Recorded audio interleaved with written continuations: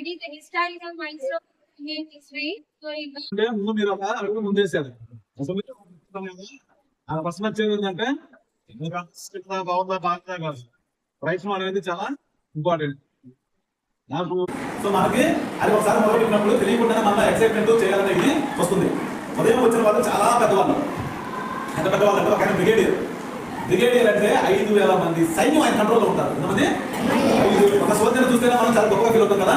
5,000 మంది సోల్జర్స్ ఎవరి కంట్రోల్లో ఉంటారు? ఆయన కంట్రోల్లో ఉంటారు. ఆయన రిటైర్డ్. 5,000 మంది సోల్జర్స్ ఆయన కంట్రోల్లో ఉంటారే కాకుండా పద్మశ్రీ, పద్మభూషణ్, పద్మవిభూషణ్ దర్శకవి అవన్నీ పెద్ద పడ్డాయి. వాటికి రికమెండ్ చేసే స్థాయి ఆయన. ప్రెసిడెంట్ ఆఫ్ ఇండియాతో కలిసి ఉన్నటువంటి స్థాయి ఆయన. ఎక్కడి నుంచి? సుధారి కట్ట దగ్గర నుంచి నడుచుకుంటూ వచ్చారు. ఎందుకు నచ్చాడు? ఈ సైన్స్ అనేది పిల్లలకి అవగాహన కల్పించాలి. సైన్స్ అనేది పిల్లలకి అందట్లేదు సరిగా, వాళ్ళతో ఏం చేయాలి అవేర్నెస్ అని.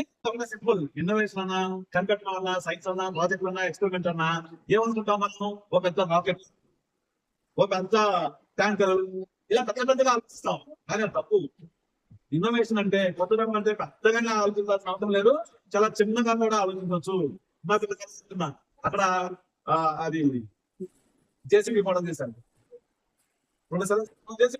కోర్టు టైప్ సింపుల్గానే కనిపిస్తుంది.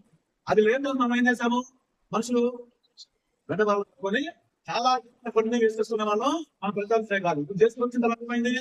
చాలా ఈజీ అయింది. ఇప్పుడు ఆనియన్ చాపర్ పెట్టారు. ఆనియన్ చాపర్ అనిపిస్తుంది, ఇది వచ్చినది ఏంటి మామూలే కదా అని. ఇదే రాకపోతే మామూలు కాదు.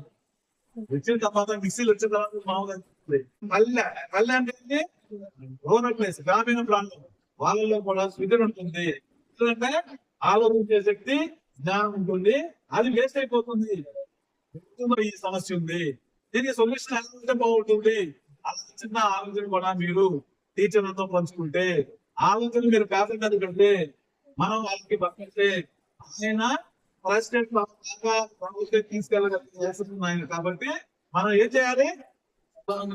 ఉపయోగపడతాయి. కనిపెట్టాలంటే మనకి విషయం తెలియాలి, సైన్స్ తెలియాలి, నాలెడ్జ్ తెలియాలి. ఇంత అవసరం లేదు. ఇంత అవసరం ఐడియా. ఇంప్లిమెంటేషన్ సమస్య ముందు ఐడియా కూడా ఏం చేస్తాం.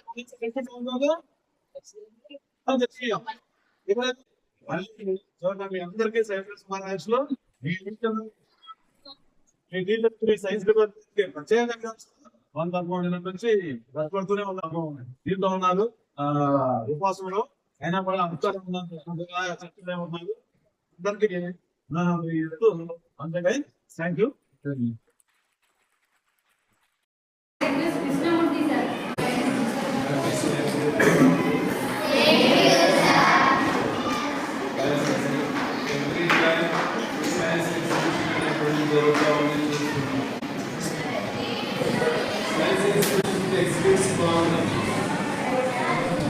ఇంట్రెస్ట్ పెట్టేసేసి ఓన్గా ఎక్కడెక్కడో తీసుకొని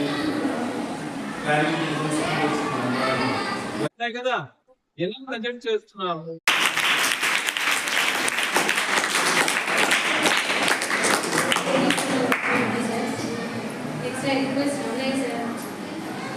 happy science day to all. Already science అంటే ఏంటి అనేది ఆసిఫా మేడం చెప్పేశారు. ఫస్ట్ ఏంటి ఎలా అనేటువంటి క్వశ్చన్ స్టార్ట్ అయితే, సో ఈ చిన్న చిన్న విషయాల అవగాహన నుంచి నిజంగా అక్కడ రాకెట్ సైన్స్ వరకు మీరు గొప్పగా ఎదగాలని కోరుకుంటూ thank you.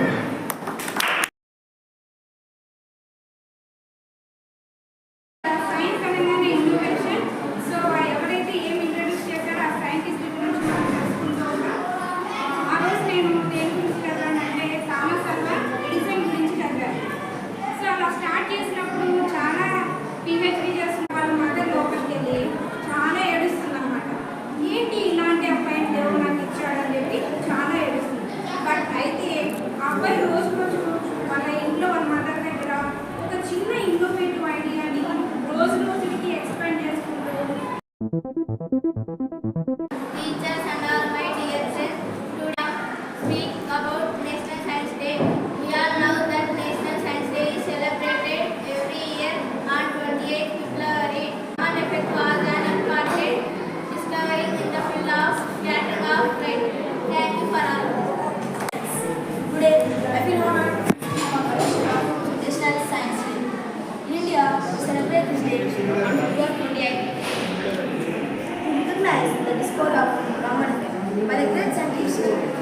C.V. Raman.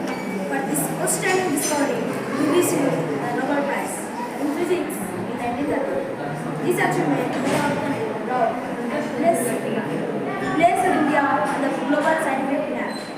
Science is not limited to laboratories or classrooms. It plays a vital